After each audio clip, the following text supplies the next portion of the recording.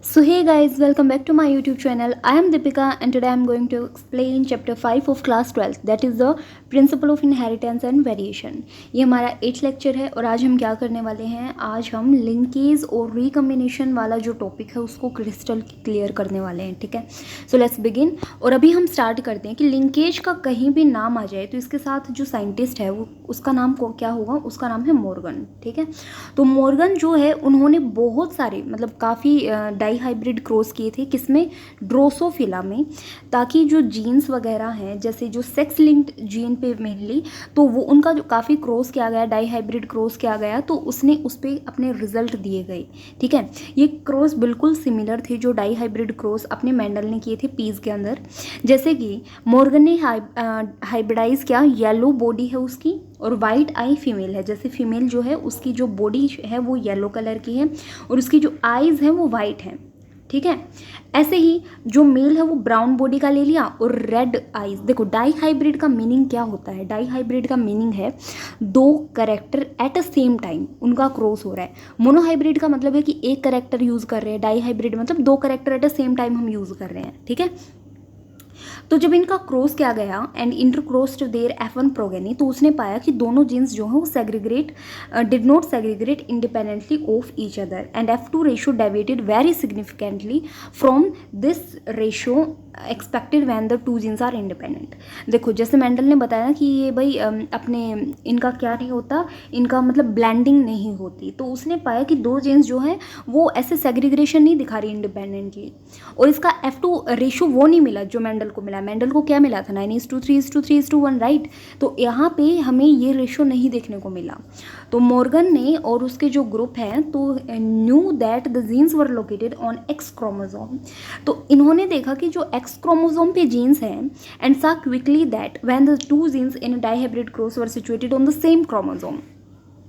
या हम बात कर सकते हैं कि सेम क्रोमोसोम पे जो है हमारे जैसे जो करेक्टर हैं, जैसे कि अगर हमने बात कर लिया दो करेक्टर ले लिए तो ये उसकी एक एलील होगी, ये दूसरी. ठीक है, जीन्स का अल्टरनेटिव पेयर. तो यहाँ पे एक करेक्टर है, दूसरा करेक्टर हो सकता है बिल्कुल इसके पास हो और हो सकता है वो जो करेक्टर है वो इससे दूर हो, ये भी तो पॉसिबिलिटी होती है ना. तो दो जीन्स हैं और वो सिचुएटेड है सेम क्रोमोसोम पे. ठीक है, तो the proportion of parental gene combination were much higher than the non parental type. तो अगर सेम क्रोमोसोम पे हैं तो पेरेंटल वाला जो अपना जीन का कम्बिनेशन है वो ज़्यादा होगा नॉन पेरेंटल से. सीधी सी बात है ना, अगर डिफरेंट क्रोमोसोम पे हुई तो कुछ भी पॉसिबिलिटी हो सकती है, बट सेम पे है तो चांसेस होता है कि ये का ये पेयर जो है वो ऐसे कैसे रह जाए, ये का ये क्रोमोसोम होगा ना, तो ऐसे कैसे रह जाए. तो Morgan attribute this due to physical association और linkage of the two genes and coin the term linkage. उसने लिंकेज यहाँ से लिया to describe this physical association of genes on a chromosome and the term recombination to describe the generation of non parental gene combination. देखो recombination word क्या है, recombination word ये है कि जो नॉन पेरेंटल कम्बिनेशन है, जैसे कि मैं एक एग्जांपल देती हूँ, मेरे पास ये क्रोमोसोम है, एक ये क्रोमोसोम है. ठीक है, ऐसे नहीं होते, चलो ये क्रोमोसोम है, एक ये क्रोमोसोम है, यहाँ पे मेरी एक जीन है और इसका ही अल्टरनेटिव फॉर्म चलो यहाँ पे है. ठीक है, ऐसे ही दूसरा कैरेक्टर जो ले लिया मैंने वो मान लो वो हो सकता है या तो इसके पास हो सेम टू सेम, या तो इसके पास हो, या पॉसिबिलिटी ये भी तो होती है ना कि पास नहीं दूर हो. ठीक है, तो जब ये अपने प्रोगेनी में जाते हैं तो अगर ये पास हैं तो पास वाले के ज़्यादा चांसेस होते हैं कि वो एज इट इज़ जो है वो अपनी प्रोगेनी में चले जाए, और जो पास में नहीं है उनके चांसेस कम हो जाते हैं. ठीक है, तो ये चीज़ यही बता रही है. और अगर दूर हैं तो रिकम्बिनेशन के चांस ज़्यादा बनते हैं. जैसे कि दूर है ना तो रिकम्बिनेशन के चांस ज़्यादा बनते हैं क्योंकि नॉन पेरेंटल हमें फॉर्म दिखाई देगी. अगर जीन्स जो है वो पास में है, जो इनके करेक्टर हैं, जो जीन्स ये जो करेक्टर ये दिखाती है तो वो पास में है तो हमारा पेरेंटल टाइप ज़्यादा बनता है. ओके, ठीक है, तो अब क्या है कि to describe the generation of norm. Okay, यहाँ तक होगा. अब Morgan and his group also found that even when genes were grouped on the same chromosome. हाँ, इसने ये बात अब बताई है ना इन्होंने कि अगर देखो टाइटली लिंक्ड है, टाइटली लिंक्ड का मतलब ये है कि जीन्स जो है सेम क्रोमोसोम पे पास में है, इस तरीके से बिल्कुल पास में है, तो अपना रिकम्बिनेशन कम होगा. सिंपल सी बात है ना, क्योंकि ये ऐसे के ऐसे हमारे प्रोगेनी के अंदर चला जाएगा. अगर लिंकेज होता है, लिंकेज क्या है कि जैसे इसका कुछ पार्ट इसमें मिल जाए, दूसरे का कुछ पार्ट उसमें मिल जाए, तो एज इट इज़ अपने प्रोगेनी में चला जाता है, ठीक है।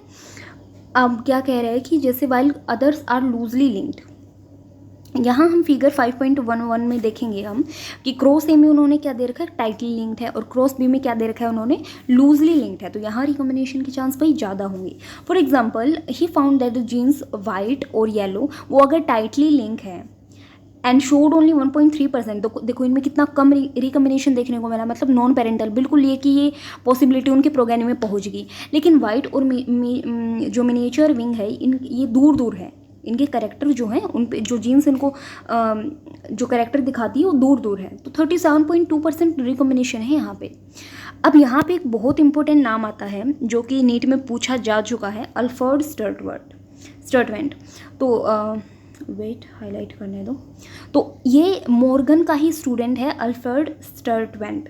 तो इन्होंने क्या किया था, used the frequency of recombination, इन्होंने रिकॉम्बिनेशन का फंडा यूज़ करके, जीन्स के पेयर में जो रिकॉम्बिनेशन का फंडा था उसको यूज़ करके सेम क्रोमोसोम पे इसने डिस्टेंस बता दी और इसने एक मैप बना लिया जिसको क्रोमोसोमल मैप बोलेंगे ना, तो जेनेटिक मैप एक आज उसको यूज़ बोलते हैं, एक टाइप से जेनेटिक मैप। तो इसने उस चीज़ के बारे में हमको बताया, ये हम स्टार्टिंग पॉइंट के रूप में जेनेटिक मैप को यूज़ किया जाता है ताकि पूरा जो जीनोम है हमारा जितना भी मटेरियल है उसको अच्छे से हम स्पेसिफाई कर सकें in case of human genome sequencing project. Okay, तो देखो यहाँ पे तुम लोगों को क्या देखने को मिलेगा, मैंने बताया ना क्रॉस ए में क्या देखने को मिलेगा, क्रॉस ए में तुम लोगों को देखने को मिलेगा कि वो बिल्कुल नज़दीक हैं, जैसे कि ये येलो और वाइट जो है ये बिल्कुल देखो पास पास में है, और वही वाइट मिनिएचर जो है वो दूर दूर है।